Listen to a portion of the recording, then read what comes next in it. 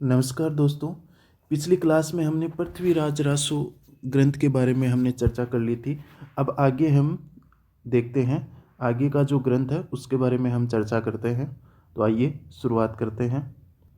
आगे है परमाल रासो। कौन सा है? अगला ग्रंथ है परमाल रासो। परमाल रासो की रचयिता कौन है? वो है जगनिक। और ये कब लिखा गया? ये 1230 विक्रम संवत में लिखा गया। यह ग्रंथ आल्ह खंड के नाम से भी प्रसिद्ध है। कौन सा ग्रंथ आल्ह खंड के नाम से प्रसिद्ध है? परमाल रासो। उत्तर भारत में सर्वाधिक क्या है? ये लोकप्रिय है। यह उत्तराखंड, उत्तर प्रदेश में गाया जाता है। ये भी एक गीत के रूप में ही है। इसका वर्षा काल, ये जो गीत है, ये जो परमाल रासो का जो गीत है, ये वर्षा काल के दौरान उत्तर प्रदेश और उत्तराखंड में ये गाया जाता है। इस ग्रंथ की सबसे बड़ी विशेषता यह है कि यह विद्वानों द्वारा रचित न होकर मौखिक रूप से गाया जाने वाला एक वीर गीत है।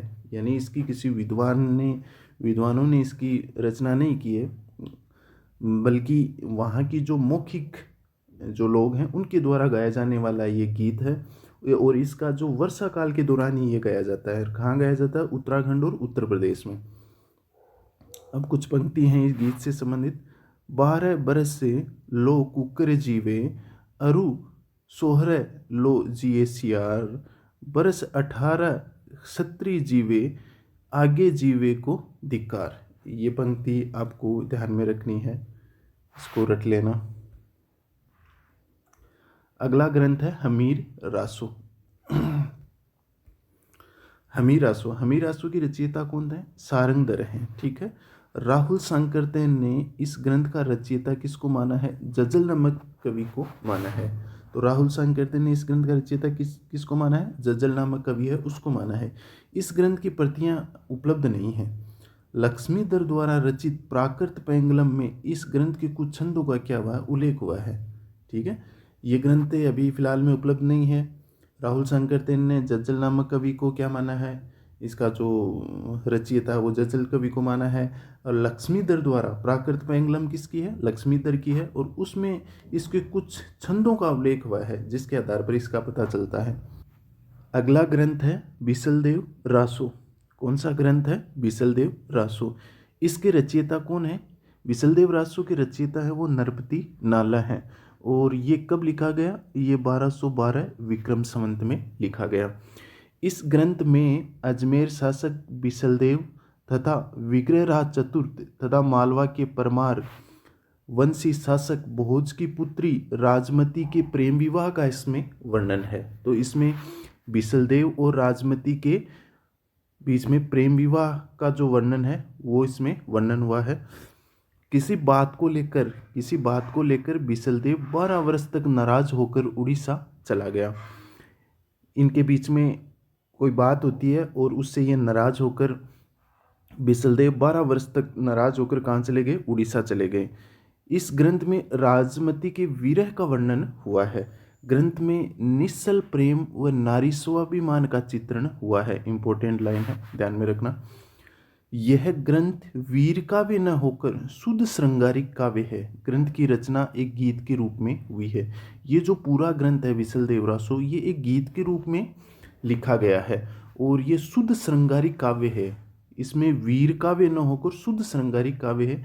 जैसे कुछ लोग सोचते हैं कि ये वीर काव्य होगा, युद्ध से संबंधित इसमें वर्णन होगा। ये वीर काव्य न होकर शुद्ध श्रृंगारिक काव्य है।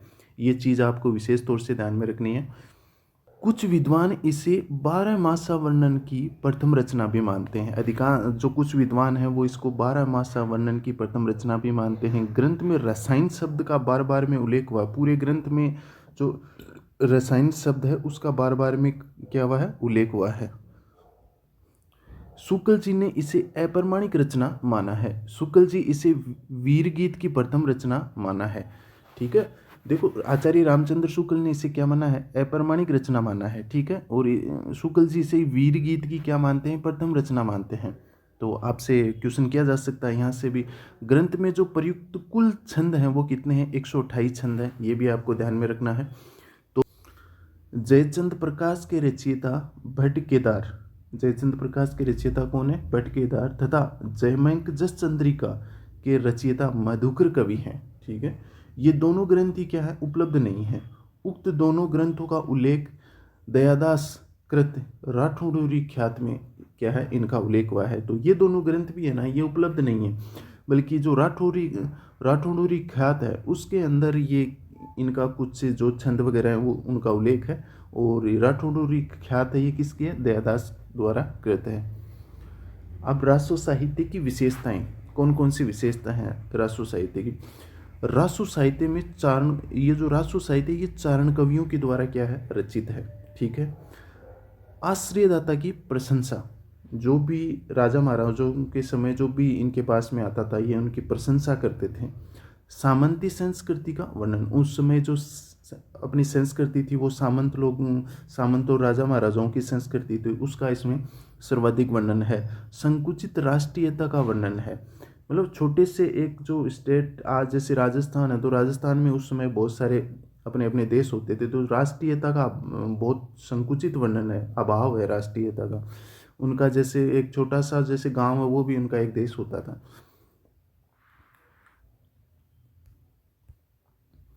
युद्ध और प्रेम का वर्णन, जाहिर सी बात है युद्ध और प्रेम का समय था उस टाइम, राजा महाराजाओं के बीच में युद्ध होता था, प्रेम के लिए भी युद्ध होता था। श्रृंगार और वीरस का प्रयोग, श्रृंगार कौन कौन से रस का प्रयोग हुआ, श्रृंगार और वीर रस का प्रयोग हुआ है। इसमें ऐतिहासिकता का अभाव है, जो भी ऐतिहासिक चीज़ें हैं वो अभाव है, किसी का वो टाइम नहीं है और नहीं है। कल्पना का अधिक्य, आपको राष्ट्रीय साहित्य में कल्पना बहुत ज़्यादा आपको मिलेगी, हर ग्रंथ में आपको कल्पनाएं मिलेंगी। जैसे उदाहरण के तौर पर आप पृथ्वीराज रासो देख सकते हो। राजस्थानी भाषा का प्रमुख रूप से प्रयोग हुआ है, तो ये आपको ध्यान में रखना है। देखो, राष्ट्र साहित्य को डिंगल साहित्य कहा जाता है। डिंगल साहित्य किसे कहा जाता है, राष्ट्र साहित्य को ही डिंगल साहित्य कहा जाता है। राजस्थानी प्लस मिश्रित प्रबंध को डिंगल कहा जाता है। किसको डिंगल कहा जाता है, राजस्थानी प्लस मिश्रित प्रबंध का जो मिश्रण होता है उसको क्या कहा जाता है, डिंगल कहा जाता है। डिंगल में, युद्ध में डिंगल शैली का प्रयोग होता था। आपसे प्रश्न पूछा जा सकता है कि युद्ध में कौन सी शैली का प्रयोग होता है, तो वहाँ पर डिंगल शैली का प्रयोग होता है। डिंगल शैली क्या है, कौन कौन सी है इसमें, राजस्थानी प्लस मिश्रित अपभ्रंश को डिंगल कहा जाता है। तो यहाँ पर तो राजस्थानी प्लस मिश्रित अपभ्रंश को क्या कहा जाता है, डिंगल कहा जाता है। यहाँ पर ब्रज मिश्रित अपभ्रंश को क्या कहते हैं, हम पिंगल कहते हैं। श्रृंगार व प्रेम का वर्णन पिंगल शैली में हुआ है। श्रृंगार और प्रेम का वर्णन कौन सी शैली में हुआ है, पिंगल शैली में हुआ। और पिंगल शैली क्या है, ब्रज मिश्रित अपभ्रंश को हम क्या कहते हैं, पिंगल कहते हैं। डिंगल किसे कहते हैं, डिंगल राजस्थानी प्लस मिश्रित अपभ्रंश को हम क्या कहते हैं, डिंगल कहा जाता है। और डिंगल शैली का प्रयोग कहाँ पर हुआ, युद्ध में सबसे ज़्यादा डिंगल शैली का प्रयोग करके वो युद्ध का जो चित्रण वो लिखा जाता था। यमक व अनुप्रास अलंकार की क्या है, सर्वाधिक प्रधानता है। रासो साहित्य में कौन से अलंकारों का सर्वाधिक प्रयोग हुआ, तो यमक और अनुप्रास अलंकारों की प्रधानता सर्वाधिक रही है। नीति व श्रृंगार संबंधी बातों में दोहा छंद तथा युद्ध वर्णन संबंधी बातों में छप्पे छंद का प्रयोग होता है। ठीक है, जैसे नीति व श्रृंगार संबंधी जो बातें हैं उनमें तो कौन से छंद का प्रयोग होता है, दोहा छंद का प्रयोग होता है। और युद्ध वर्णन संबंधी बातों में, युद्धों में वीर रस होता है, तो वहाँ पर कौन सा छंद का प्रयोग होता है, वो छप्पे छंद का प्रयोग होता था। ध्यान में रखनी है ये बातें। अगला है राज साहित्य। ठीक है, कौन सा है, राज साहित्य। जैन साहित्य को ही राज साहित्य कहा जाता है। किसको राज साहित्य कहा जाता है, जैन साहित्य को। रास काव्य सर्जन की क्या है, एक शैली है, इंपॉर्टेंट। रास क्या है, एक काव्य सर्जन की शैली है। राज साहित्य 8वीं शताब्दी में रचा गया। कौन सी शताब्दी में रचा गया, 8वीं शताब्दी में। राज साहित्य के रचनाकारों के नाम के अंत में प्राय कौन सा शब्द रहता है, सूरी शब्द जुड़ा हुआ रहता है। राज साहित्य के रचनाकारों के नाम के अंत में प्राय सूरी शब्द जुड़ा होता है, जो हम आगे देखेंगे। जैन साहित्य या राज साहित्य के नाम के अंत में प्राय राज शब्द जुड़ा रहता है। कौन कौन से, जैन व राज साहित्य के अंत में प्राय राज शब्दांश है वो जुड़ा रहता है। राज साहित्य या जैन साहित्य का जो प्रमुख केंद्र है वो गुजरात, कठियावाड़, राजस्थान आदि इनका क्या है, जो वो एरिया है ना, वो कौन कौन सा है, गुजरात, कठियावाड़ और राजस्थान है।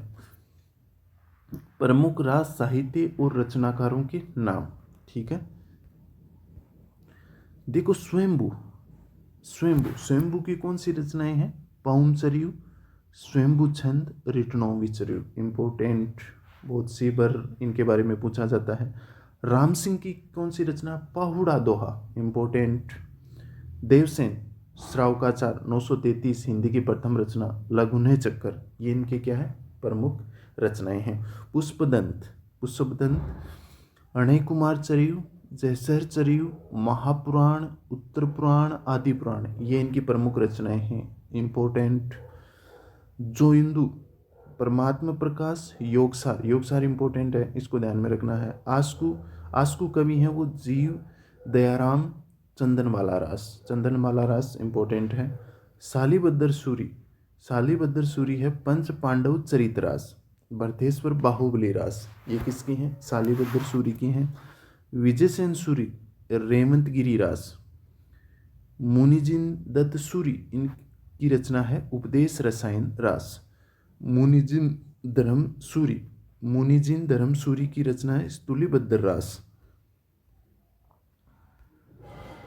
हेमचंद्र की रचना है शब्दानुशासन, छंदानुशासन।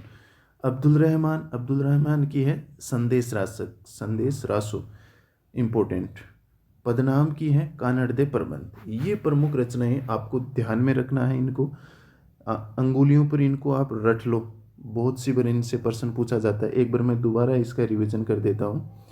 देखो, स्वयंभू की प्रमुख रचनाएं हैं पाउमचर्यु, स्वयंभू छंद, रिटनोविचर्यु। राम सिंह की है पाहुड़ा दोहा। देवसेन की है श्रावकाचार 933 और एक है लघुनय चक्कर। पुष्पदंत की है हृणय कुमार चरियु, जयसर चरियु, महापुराण, उत्तर पुराण, आदि पुराण, ये प्रमुख रचनाएं हैं। जोइंदू की प्रमुख रचनाएं हैं परमात्मा प्रकाश, योगसार इम्पोर्टेंट। आस्कू कवि की है जीव दयाराम चंदनवाला रास। शालीबद्र सूरी की है पंच पांडव चरित रास। भरतेश्वर बाहुबली रास। विजयसेन सूरी की प्रमुख रचनाएं हैं रेवंत गिरी रास। मुनिजिन दत्त सूरी की हैं उपदेश रसायन रास। मुनिजिन धर्म सूरी की हैं स्तुलिबद्र रास। हेमचंद्र की शब्दानुशासन, छंदानुशासन। अब्दुल रहमान की संदेश रासक। पदनाम की कानड़दे प्रबंध।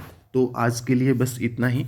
आप लोगों से रिक्वेस्ट है, आप लोग वीडियो देख लेते हो पर वीडियो को आप लाइक नहीं करते हो, चैनल को सब्सक्राइब नहीं करते हो। आपके लिए इतनी मेहनत करते हैं और हमें कुछ नहीं चाहिए, बस आपका जो एक पॉजिटिव रेस्पॉन्स चाहिए हमें।